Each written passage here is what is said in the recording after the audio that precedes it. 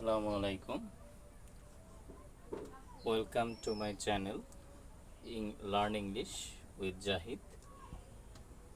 Today I'm going to make a video with the classification of noun. আমরা গত ক্লাসে নাউনের শ্রেণী বিভাগ সম্পর্কে জেনেছি। আজকের ভিডিওতে আমরা নাউনের 5 প্রকার নাউনের আমরা বিস্তারিত জানার চেষ্টা করব।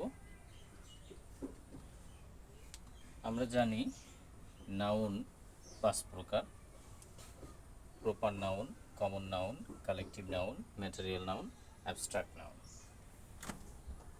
অ্যাট ফার্স্ট আমরা প্রপার নাউন নিয়ে আলোচনা করব।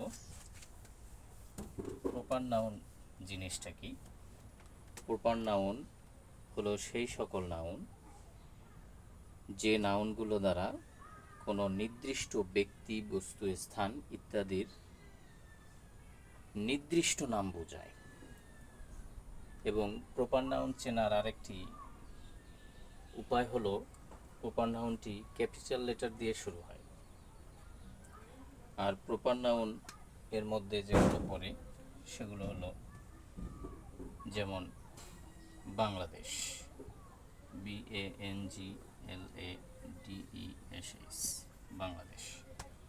এই বাংলাদেশ এটা একটি দেশের একটি নির্দিষ্ট নাম। পৃথিবীতে আমরা জানি অনেকগুলো দেশ রয়েছে।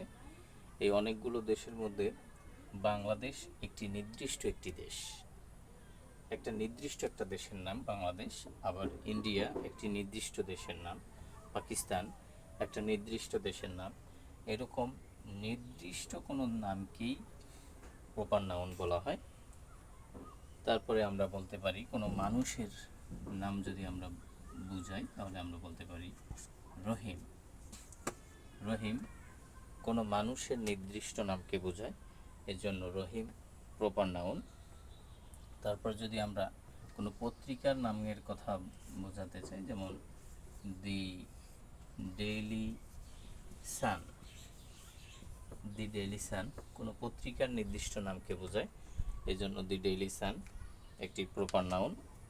এরকম করে আমরা আরও বলতে পারি, যেমন ঢাকা, DHAKA, ঢাকা। ঢাকা কোনো সিটির, কোনো শহরের একটি নির্দিষ্ট নাম, নির্দিষ্ট একটি শহরের নাম হলো ঢাকা। আবার যদি আমরা বলি বরিশাল, BARISHAL, বরিশাল।